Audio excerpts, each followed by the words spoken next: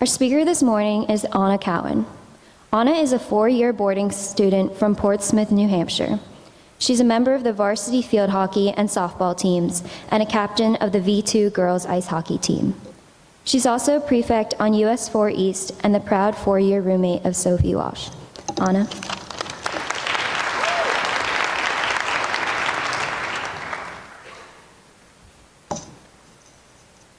I follow my dad up the hill just a short distance behind him, copying each footstep he takes.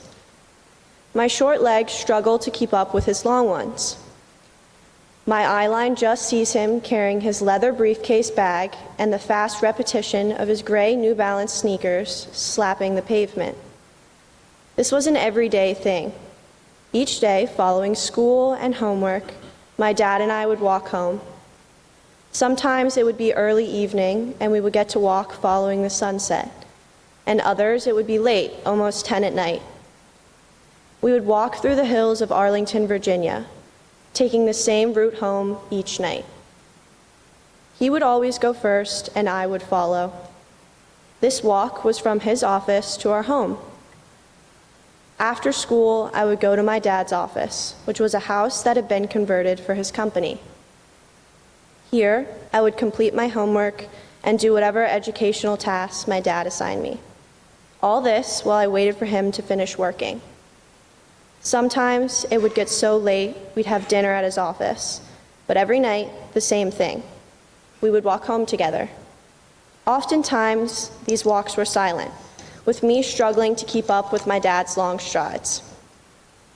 Although, on occasion, we would talk and joke together, usually discussing the neighborhood around us.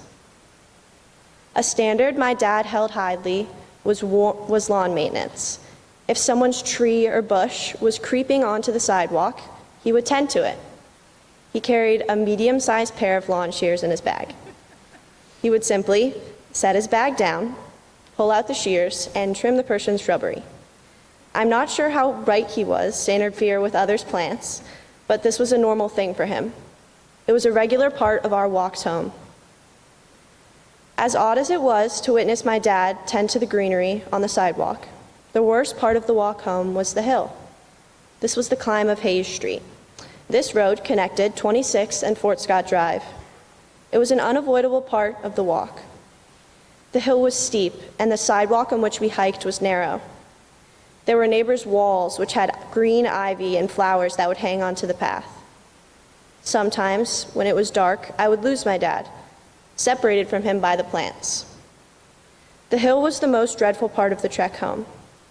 My dad always said the walk was short, spanning only around 10 minutes, but in reality, the walk was a little over 30. Yet each memory I have of these walks feels to be only 10 minutes or less. It was my first year at Hill, and I was one of 2 third-formers on the field hockey team. It was our last practice before our only scheduled game of the year. Our entire season was only 1 game due to our limited schedule because of COVID. At the time, I don't think I understood how important this game was to our team, and more importantly, the 6th formers. It was the year following the first state championship appearance ever. This was supposed to be our team's year. We had 3 top 10 6th form commits and a strong recruit class. Now our season had come down to 1 game. After our practice, our coach made us all lay on the turf. We laid at the furthest end of the field near the road. She wanted us to be far away from all of the other teams still practicing. I remember it was late October, so the sun was setting. The sky was dark gray and purple. I spread out away from the rest of my teammates. Then we began to do mindfulness. This was the first time I had done anything of the sort. I laid down on the field and closed my eyes. I let myself listen to her and become absorbed with what she had to say. Our coach wanted us to be grounded in the moment and not think about the game the next day. She wanted us to feel the turf we were laying on and listen to the sound of her voice. I picked up turf beads and kept my eyes closed. I felt truly present. I was in this moment. That's why I remember it so clearly, because it was the first time I felt truly present at Hill. My dad and I were at a hockey game together. It was an early June playoff rivalry Game 6. My dad was friends with someone who had season tickets. They were amazing seats, 5 rows up behind the away team's goal.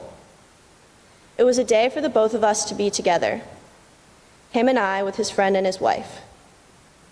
The 4 of us arrived to the game early to soak in the atmosphere. This was the first sporting event that I had ever been to, and for it to be my favorite team and such an important game, the memory is burned in my mind. We got to our seats to watch warm-ups. I was in awe the whole time. Once the game began, it seemed to go by so quickly.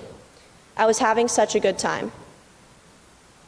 What was so significant about this day was not the game itself, but the experience with my dad.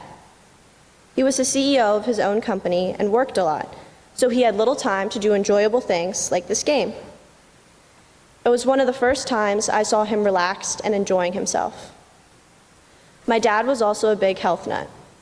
He prioritized eating healthy and balanced, so I knew going into the game we would not be getting any food. But what was so memorable and special to me about this day was my dad offering to buy me and his friend pretzels. Although this doesn't seem particularly odd, I can't convey how extraordinary this act from my dad was. I was never allowed to have snacks like this. My dad getting me this pretzel was the cherry on top of this perfect day. That's how I knew I wasn't the only person enjoying the game, but my dad too. This is a memory I go back to frequently, my dad and I having such a special day together.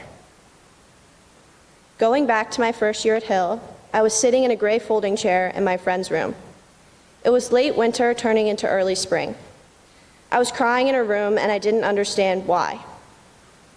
I was so upset and confused. I was finally feeling closure about my dad. This was the first time in 2 years that I had felt resolution about him passing away. I had lacked the ability to be present in my life. I had moved through each day so quickly for 2 years. I had never actually stopped to be present in the moment. I didn't finally accept what had happened to my dad until 2 years later, sitting in a friend's room, hours away from home and my family. I don't share this anecdote of my dad to make my talk about grief or my journey of losing a parent. This is solely just the moment in which I finally gained clarity about my inability to be present. I was too focused on the future and continuing to move through life at a fast pace. I was so absorbed with making sure I was prepared for what would happen next. I wanted to be organized and ready for everything. Because of this mindset, I had missed out for 2 years. I had lost relationships that were important to me. I had not dealt with my grief, and it was standing in the way of my ability to be present and succeed. Having learned this lesson early in my Hill experience, it helped enrich my past 4 years. When almost anyone asks for advice regarding Hill, I always tell them to be present. I think this is the most important skill that anyone can learn. The ability to be present. Not dwell too much on the past, but also not solely focus on the future. This is different from appreciating the little things, as that is something that is heavily emphasized at Hill. It is being present in every moment, both good and bad. It is imperative that you slow down and not take things for granted. Process your emotions in the moment and have important conversations sooner rather than later. If you are unable to learn how to be present, time will pass, and one day you'll stop and reflect, realizing how much you've missed out on. Majority of what we experience every day is not likely to happen again exactly like it did before. Having the skill to be present in a fast-paced life is the key to success. Not only is it a tool to help with achievement, but it's a way to accomplish happiness or just a comfortable feeling of satisfaction. I hope connecting some of my most cherished memories with my dad and the moments where I felt truly present at Hill demonstrate the importance of staying present. Learning how to focus on what is currently happening in your everyday life will not occur overnight, but actively making the effort to focus on the present will set your future self up for success. Do not forget to take note of the present. With each moment passing by, concentrate on what is here and now. Thank you.